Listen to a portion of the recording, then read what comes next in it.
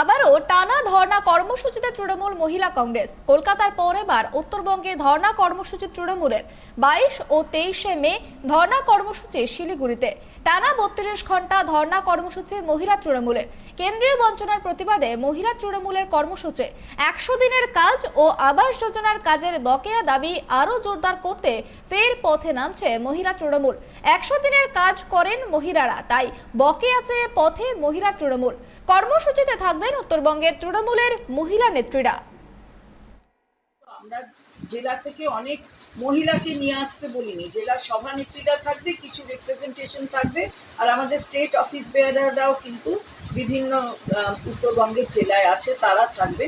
কারণ মহিলাদের নিয়ে আসা নিয়ে যাওয়া এটা নয়, কিন্তু শিলিগুড়িতে আমাদের সেখানে এবং পুরো মহকুমা পরিষদের যে মহিলারা রয়েছে তারা সেখানে যোগ দিচ্ছে।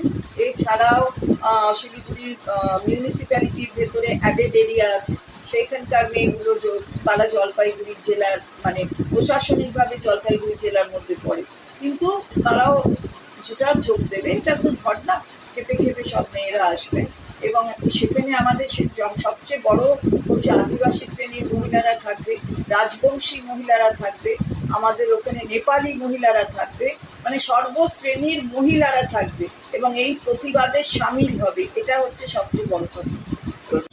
কলকাতার পর মূলত আপনাদের কি কি দাবিগুলো থাকছে? দাবি কেন্দ্রীয় বঞ্চনা, বৈমাতৃসুলভ আচরণ এবং রাজনৈতিক ভাবে যে কোনো রাজ্য এবং কেন্দ্র তাদের মধ্যে দলের পার্থক্য থাকতে পারে, কারণ আমাদের যুক্তরাষ্ট্রীয় কাঠামো এবং আমাদের যে সংবিধান এটা কিন্তু এই সিস্টেমটাকেই মান্যতা দেয়, অর্থাৎ মাল্টি পার্টি সিস্টেম। আমার কিন্তু একদলীয়তন্ত্র ভারতবর্ষ নয়, বহুদলীয়তন্ত্র, কিন্তু তার মধ্যে ফেডারেল স্ট্রাকচারটাকে বজায় রেখে মানুষের কাজ কিন্তু করতে হয় এবং মানুষের টাকা এখান থেকে নিয়ে যাচ্ছে, বাংলার টাকা নিয়ে যাচ্ছে, অথচ বাংলার প্রাপ্য টাকা দিচ্ছে না।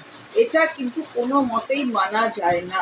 আবাস দিচ্ছে না, 11,36,000 তো অ্যাপ্রুভড হয়ে গেছে, তার টাকা এখানে দিচ্ছে না।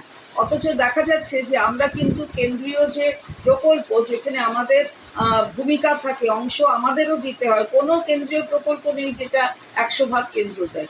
সুতরাং আমাদের সেখানে অংশ থাকে। আমরা কিন্তু এই যে মিড ডে মিলেও প্রশংসা করেছি, ভূয়সী প্রশংসা কেন্দ্রের পক্ষ থেকে। তো যেখানেই হচ্ছে পঞ্চায়েতের পরপর আমাদের ভালো একটা ভূমিকা কেন্দ্র থেকে স্বীকৃতি দিয়েছি। সুতরাং সেইখানে দাঁড়িয়ে যদি আবাস থেকে শুরু করে 100 দিনের কাজ, আইনত কিন্তু 100 দিনের কাজের যে আইনটা আছে, অর্থাৎ মানরেগা যে আইনটা, সেই আইনে কিন্তু বাধ্যতামূলকভাবে 1/3 মহিলারা কাজ করেন এই 100 দিনের কাজে। আর এই 100 দিনের কাজে যদি 1/3 মহিলারা কাজ করে থাকেন, তাহলে সেই মহিলাদের কাজ করিয়ে টাকাটা দিচ্ছেন। তো আমরা এর বিরুদ্ধে প্রতিবাদ করছি। যেমন আমাদের যুব নেতা এবং আমাদের সর্বভারতীয় সাধারণ সম্পাদক অভিষেক বন্দ্যোপাধ্যায়, সেও কিন্তু এই সই সংগ্রহের কথা বলেছে যে 100 দিনের কাজে যারা করেছে অথচ টাকা পায়নি, সেই সই সংগ্রহ। তো সেইগুলো নিশ্চিতভাবে সেখানে মহিলাদের তো একটা বড় ভূমিকা আছে, যাদের কাজ করিয়ে নেওয়া হয়েছে অথচ তাদের টাকা দেওয়া হয়নি। তো সেই দাবিগুলো নিয়ে আমরা ধর্ণা করব। আমরা তো গণতান্ত্রিক পদ্ধতি মেনেই চলবো, আমরা তো ওদের মতো মারপিট করি না। সুতরাং গণতান্ত্রিক পদ্ধতি মেনে আমাদের দাবি, আমাদের আন্দোলন, আমাদের নেত্রী যেরকম মাননীয় মুখ্যমন্ত্রী, আমাদের দলের সর্বোচ্চ নেত্রী, যেভাবে তিনি তার জীবনটা একটা আন্দোলনের সঙ্গে বলা যেতে পারে সমার্থক হয়ে গেছে, তো সেইখানে দাঁড়িয়ে তিনি তো আমাদের শিখিয়েছেন আন্দোলনটা কী করে করতে হয়। তিনি নিজেও এখানে ধর্ণা দিয়েছেন 2 দিন ধরে এখানে। সুতরাং এইটা আমরা এই ধরনের গণতান্ত্রিক পদ্ধতি মেনে আমাদের আন্দোলন আমরা চালিয়ে যাব যতক্ষণ না আমাদের দাবি আদায় হয় আর যতক্ষণ না এই বঞ্চনা থেকে আমরা রেহাই পাই। এর আগে আপনারা টানা অবস্থান কর্মসূচিতে বসেছিলেন, কেন্দ্রীয় সরকার যেভাবে বারবার বঞ্চনা করে চলেছে এবং পাওনা গণ্ডা এখনো দিচ্ছে না। এছাড়াও আপনারা শুধু কলকাতায় নয়, জেলাতেও আপনারা ছড়াতে চাইছেন বা করছেন আন্দোলন কর্মসূচি না। আমরা যেরকম এখানে 3 এবং 4 তারিখ এই মাসের মে মাসের এখানে আমরা টানা 32 ঘন্টার ধর্ণা দিয়েছিলাম কেন্দ্রীয় বঞ্চনার বিরুদ্ধে এবং আমাদের এই পাওনা টাকার দাবিতে। আমরা ঠিক একইভাবে আগামী 22 এবং 23 তারিখ শিলিগুড়িতে, উত্তরবঙ্গ শিলিগুড়িতে আমরা টানা 32 ঘন্টার এই ধর্ণা দেব তৃণমূল মহিলা কংগ্রেসের পক্ষ থেকে, এবং সেখানেও আমাদের এই একই দাবি থাকবে। তাছাড়া ওখানেও অনেক ধোঁয়া তোলা হয় বিজেপির পক্ষ থেকে বাংলা ভাগের, আমরা তারও বিরোধিতা করব। এই 32 ঘন্টার ধর্ণা আমাদের যেমন দক্ষিণবঙ্গে হয়েছে, উত্তরবঙ্গে হচ্ছে, পরবর্তীকালে অন্য জায়গায় করবার নির্দেশ থাকলে আমরা সেখানে করব।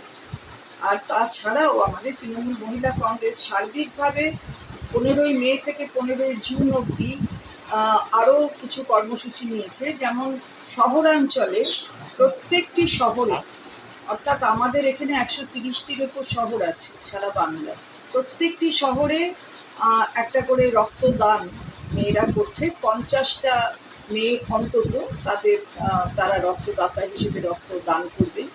এবং সেখানে আমরা এই প্রোগ্রামটার নাম তর্পণ দিয়েছি, এবং এই তর্পণের ব্যানারে তারা করছে, ইতিমধ্যে শুরু হয়ে গেছে, উত্তরবঙ্গ থেকে শুরু হয়ে গেছে এই রক্তদান। এতে গরমকালে যে রক্তের প্রয়োজন হয় সেটা প্রায় 7,500 ইউনিট রক্ত আমরা এর থেকে পেয়ে যাই।